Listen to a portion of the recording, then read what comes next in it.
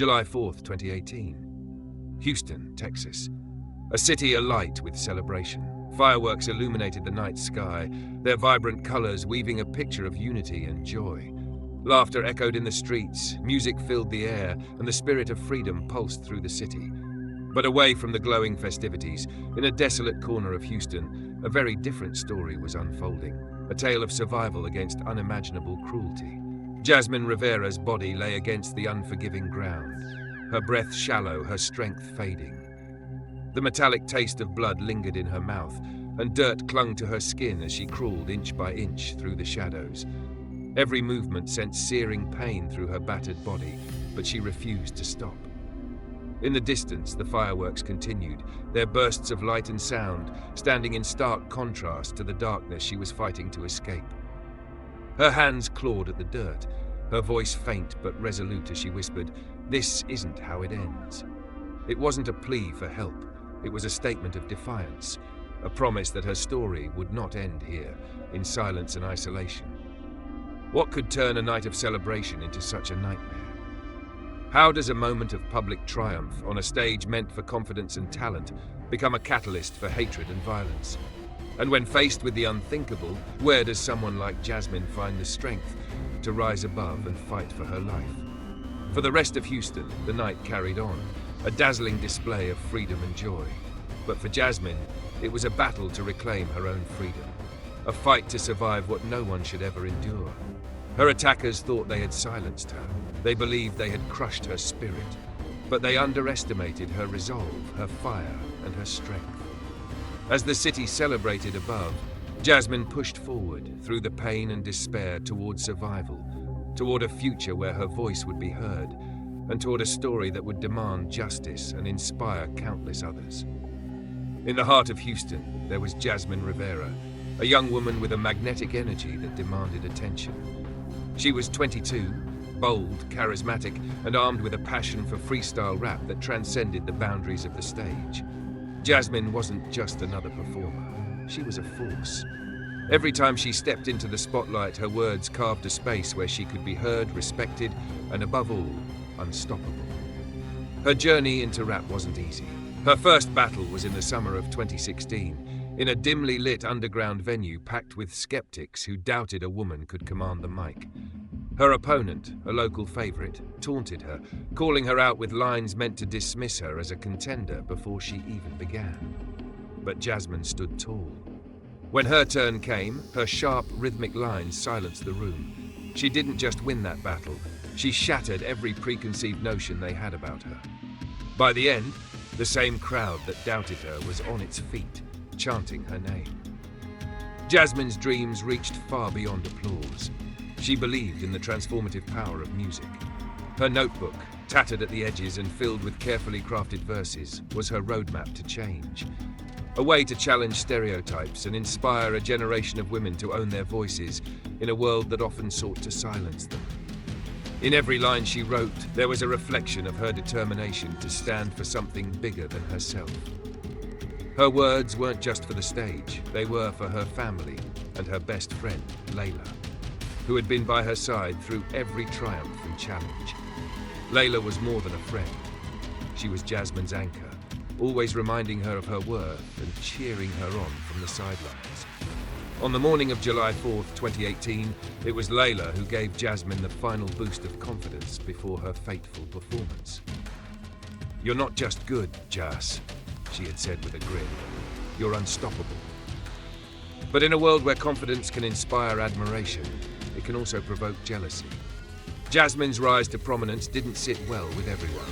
In the weeks leading up to that Independence Day, there had been subtle, almost imperceptible shifts, whispers of resentment from those who couldn't handle being outshone.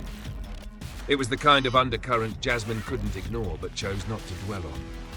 She had faced doubters before and silenced them with her words. Why would this time be any different? Jasmine Rivera was many things, talented, ambitious, and fiercely determined. But above all, she was a fighter. And on that July night, she was about to face a challenge that would test every ounce of the resilience she had spent her life building. Every story of survival has its antagonists, and in Jasmine Rivera's case, they were three men whose insecurities and rage collided in a way that would leave scars far beyond the physical. Their names were Anthony "Tone" Ramirez, Carlos Vega, and DeAndre "Dre" Jenkins. A dangerous trio bound by ego, entitlement, and a toxic need for dominance. At 27, Anthony "Tone" Ramirez was the ringleader. He was sharp, charismatic, and manipulative. A man who thrived on control and feared no consequences. In the underground rap scene, he was known for his cutting lines and intimidating presence, but behind the bravado lay a history of violence. A scene from just a month earlier painted a chilling picture of who Tone really was. At a local battle in Houston's East End, Tone didn't take kindly to a rival mocking his flow. After the event, he cornered the man in the parking lot, his voice low and venomous, making it clear that public humiliation came with a price. It wasn't the first time Tone used intimidation to maintain his reputation, and it wouldn't be the last. Carlos Vega, 26, was the enforcer of the group, a man with a temper as short as a matchstick's spark. Where Tone calculated, Carlos reacted, often with impulsive aggression that left destruction in its wake. His criminal record read like a highlight reel of bar fights and assaults, each incident driven by his inability to walk away from a challenge. In one incident, just weeks before the rap battle, Carlos exploded during a minor dispute over a pool table at a neighborhood dive bar, shoving the other player so hard they hit the ground. Carlos wasn't just angry, he was dangerous, a ticking time bomb waiting for the right moment to explode. And then there was DeAndre "Dre" Jenkins, the youngest at 22. Dre wasn't a leader or a fighter, he was a follower, desperate to belong. Tone saw this and exploited it, using Dre's insecurity to keep him loyal. Dre craved validation, often going to reckless lengths to prove himself. During a late-night argument over stolen lyrics, Dre jumped into the fray, siding with Tone without hesitation. But it wasn't courage, it was fear of losing the approval of the only group that made him feel significant. The dynamic between the three was as volatile as it was destructive. Tone held the reins, his sharp words and manipulative tactics keeping Carlos and Dre in check. Carlos, ever the hothead, leaned on Tone's leadership to justify his actions, while Dre latched onto the group as his ticket to relevance. During the rap battle on July 4th, Tone's grip on the group was unmistakable. As Jasmine's performance drew cheers and applause, Tone's whispered commands to Carlos and Dre hinted at his simmering rage, laying the groundwork for what would come next. Three men, bound by entitlement and insecurities, united under the banner of one man's need for control. Their fragile egos couldn't tolerate a woman outshining them on their stage, and their twisted dynamic set the stage for the horrific events that would follow. But in the end, they underestimated one crucial thing: Jasmine Rivera's strength. The air in the underground venue was electric. July 4th, 2018, a night of celebration in Houston. The crowd pressed in close, their cheers and jeers blending with the bass-heavy beats that reverberated through the dimly lit room. Jasmine Rivera stood at the center of it all, her words slicing through the noise like a blade. Her verses were sharp, deliberate, and unrelenting, leaving no doubt that she had claimed this stage as her own. Across from her, Anthony "Tone" Ramirez wore a thin smile that didn't reach his eyes. He started strong, his flow calculated, his delivery practiced. But as Jasmine fired back, the tide shifted. The crowd erupted in cheers for her, their energy palpable, and Tone's smile faltered. His amusement turned to unease, then to simmering anger as her confidence and wit bruised his carefully curated ego. Jasmine didn't just win the battle, she dismantled him with every rhyme, and she did it with a poise that left no room for rebuttal. After the battle, the atmosphere changed. As Jasmine exited the venue basking in the afterglow of her victory, Tone and his crew appeared, their intentions hidden behind forced smiles. "Great performance," Tone said, his tone smooth but heavy with something unspoken. Jasmine nodded politely, sensing the undercurrent of hostility. Carlos Vega, the hot-headed enforcer, stood just behind Tone, his fists clenched and his glare fixed on Jasmine like a predator sizing up prey. DeAndre "Dre" Jenkins hovered nervously, unsure but unwilling to break rank. The conversation was short and laced with veiled barbs, compliments that felt more like challenges, questions that didn't wait for answers. Jasmine held her ground, refusing to let their thinly veiled aggression rattle her. But as they walked away, the unease lingered. Something about the way Tone had looked at her, his eyes burning with wounded pride, sent a chill down her spine. Hours later, the confrontation reached its boiling point. Jasmine had been lured to a secluded warehouse under the guise of continuing the celebration. The warehouse was cold, its silence oppressive. The flickering light from a single overhead bulb cast eerie shadows on the walls. Tone's anger, carefully contained during the earlier encounter, now erupted. He berated her, his words dripping with venom. Carlos, as expected, was quick to escalate, his aggression turning physical. Dre hesitated, his loyalty to Tone clashing with the flicker of uncertainty in his eyes, but ultimately he followed. For Jasmine, the moments that followed were a blur of fear and determination. She felt the cold steel of a weapon pressed against her skin, heard the sharp, cruel laughter that echoed in the empty space. Her thoughts raced. Survival was the only goal. She couldn't fight them physically, but she could outthink them. When the opportunity arose, Jasmine played unconscious, her breathing shallow, her body limp. It worked. They let their guard down just enough for her to make her move. Through sheer willpower, Jasmine crawled to a broken window, each movement sending waves of pain through her battered body. The jagged edges of the glass tore at her skin as she pushed through, but she didn't stop. Her inner voice, the one that had carried her through every battle on the mic, now carried her through this battle for her life. Not here, not now, she told herself, the words a mantra that kept her moving forward. As the faint glow of distant fireworks lit up the night sky, Jasmine Rivera emerged from the shadows, bloodied but alive. The men who thought they had silenced her were wrong. This wasn't the end of her story. It was just the beginning. July 5th, 2018. Houston awoke to headlines that spoke of fireworks, parades, and a city alive with celebration. But within the sterile walls of a downtown hospital, another story began to unfold. A story of survival, determination, and justice. Jasmine Rivera, battered and broken but alive, was ready to tell it. Detective Marcus Holloway, a man known for his unrelenting pursuit of justice, stepped into the room that morning.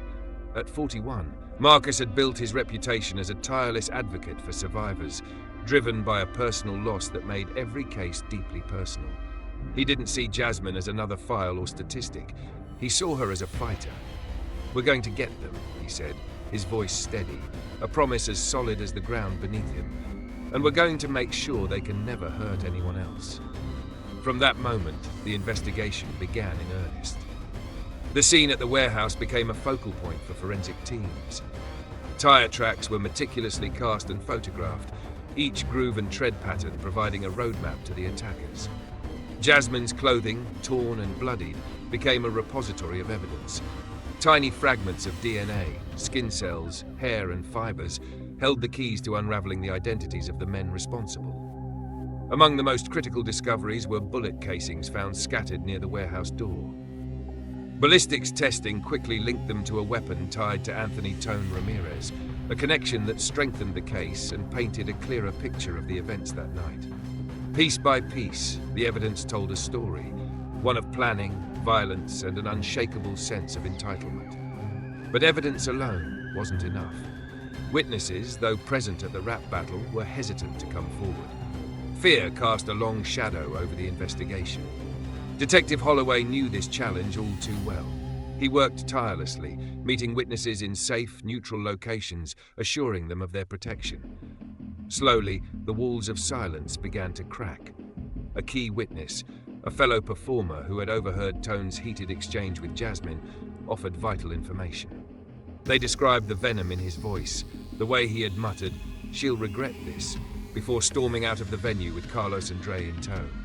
The breakthrough came days later when a second witness, emboldened by Marcus's persistence, revealed they had seen the trio's car speeding away from the warehouse shortly after the assault. The tire tracks collected at the scene matched the vehicle, further solidifying the timeline and the suspect's involvement.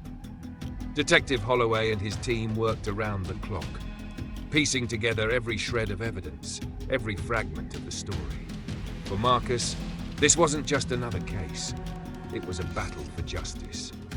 And for Jasmine, It was a chance to reclaim her voice and ensure that those who tried to silence her faced the full weight of the law. As the investigation progressed, one truth became clear. The men who thought they could erase Jasmine's voice underestimated her will to survive and the unwavering resolve of those determined to bring them to justice. November 12, 2018. The courtroom was silent as the judge entered, the gravity of the proceedings palpable. This was the day Jasmine Rivera would face her attackers, not on a stage, but in the halls of justice. It had been 4 months since that harrowing July night, and though her physical scars were beginning to heal, the emotional weight of what she endured was etched into her every step. Jasmine sat at the witness stand, her head held high, her voice steady.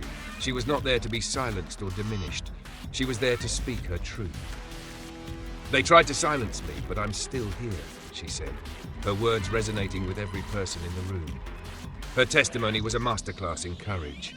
With precise detail, she recounted the events of that night, the anger in Tone's voice, the impulsiveness of Carlos, and the hesitation in Dre's eyes. It wasn't just her story.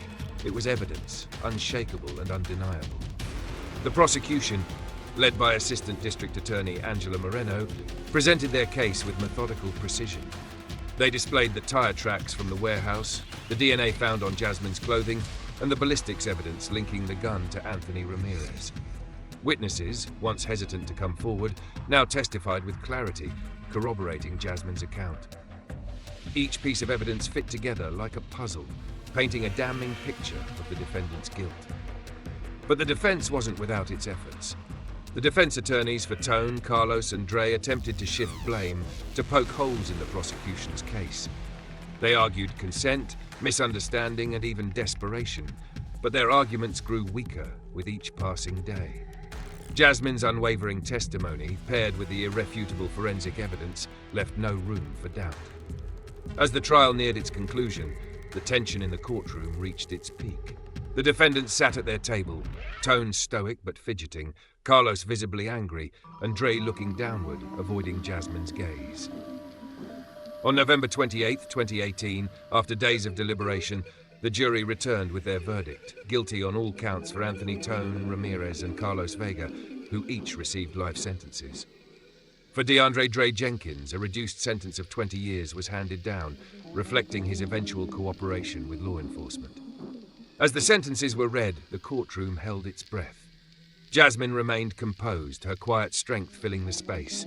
Her family and best friend Layla embraced her tightly, their relief evident as tears streamed down their faces. For Jasmine, this moment wasn't about triumph. It was about justice. Justice for the girl who had been underestimated, attacked, and left for dead but refused to be broken. On that day, Jasmine reclaimed her voice, her power, and her story. And for the men who thought they could silence her, the verdict was clear. They had failed. December 3rd, 2018. It had been 5 months since Jasmine Rivera fought her way out of that warehouse. Her physical scars were healing, faded bruises and stitched wounds a testament to her survival. But the deeper scars, the ones carved into her mind and heart, would take longer. Jasmine was not just surviving, she was determined to rebuild her life and reclaim her voice. Her journey began in a quiet rehabilitation center in Houston, where she focused on regaining her strength. Every stretch, every step, and every deep breath was a battle won. Jasmine's days were filled with therapy sessions, both physical and emotional, where she confronted her pain head-on.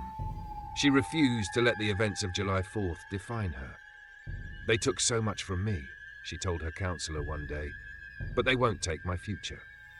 By January 2019, Jasmine made her first public appearance at a survivor advocacy event. The room was filled with women and men who had endured their own trials, but all eyes were on Jasmine as she took the microphone. Her voice, steady and powerful, filled the space. "I stand here today because I refuse to give up," she said. "And I'm here to tell every one of you that your story matters too." Applause erupted, but Jasmine wasn't finished. Her words weren't just about survival. They were about reclaiming agency, about finding strength in vulnerability. Her return to the stage wasn't limited to advocacy. By March, Jasmine was back in the world of freestyle rap, using her talent to empower others. Her lyrics carried a new weight, Stories of pain, survival, and resilience that resonated far beyond the underground rap scene. Her performances became a rallying cry, a way to inspire change and connect with audiences on a deeper level. She no longer rapped for victory. She rapped for justice, for healing, and for every person who had ever been silenced. But Jasmine's impact didn't stop there. Her story sparked a movement within her community. With the help of local organizations, she launched a support network for survivors of violence, a safe space where they could share their experiences, find resources, and rebuild their lives. By the summer of 2019, the network had expanded beyond Houston, becoming a beacon of hope for survivors across Texas. Her advocacy also reached the policy level. Jasmine worked closely with lawmakers to push for changes addressing gender-based violence. Her testimony at a state hearing in October 2019 brought attention to the gaps in survivor support systems and the urgent need for reform. Her voice, once silenced by violence, now carried the power to influence laws and change lives. For Jasmine, the road to recovery was not linear, nor was it easy. But every step she took, every life she touched, was a testament to her strength and resilience. The men who tried to take her voice underestimated her will to survive, her determination to rise, and her ability to turn pain into power. Jasmine Rivera's story is not just one of survival. It's a story of transformation, a reminder that even in the darkest moments, there is light to be found, and a call to action for all of us to ensure that no one has to walk this path alone. Jasmine Rivera's story is one of survival, resilience, and the relentless pursuit of justice. It's a story that forces us to confront difficult truths about entitlement, about the violence that stems from it, and about the societal norms that allow it to thrive. But it's also a story of hope, a testament to the power of one voice to spark change. Her journey reminds us that entitlement, when left unchecked, can fuel cruelty and violence. It asks us to consider the role we play in challenging the toxic attitudes that perpetuate harm, and it urges us to hold ourselves and those around us accountable. Jasmine's experience is a stark warning, but it's also a call to action, an opportunity to ensure no one else has to endure what she did. The power of resilience is at the heart of Jasmine's story. She faced unspeakable violence, but refused to let it define her. She turned her pain into purpose, using her voice to uplift others and demand change. Her strength became her shield, and her advocacy became her weapon. Through her work, she has inspired countless others to find their own voices, proving that even in the face of darkness, light can prevail. As individuals, we have a responsibility to support survivors and the organizations that fight for them. We can educate ourselves and others on the realities of gender-based violence, challenge the harmful narratives that silence victims, and advocate for policies that prioritize safety and accountability. Change begins with awareness, but it requires action to truly make an impact. Jasmine's final words to the courtroom echo far beyond those walls. They tried to take my voice, but now it's louder than ever. It's a message that resonates with survivors everywhere, a declaration that no one can silence their truth. And now, she turns to all of us with a challenge. What will you do to make sure no one else is silenced? Her story doesn't end here. It begins with every conversation, every step toward justice, and every effort to create a world where resilience is celebrated, not tested. The question is not whether we can make a difference, but whether we will.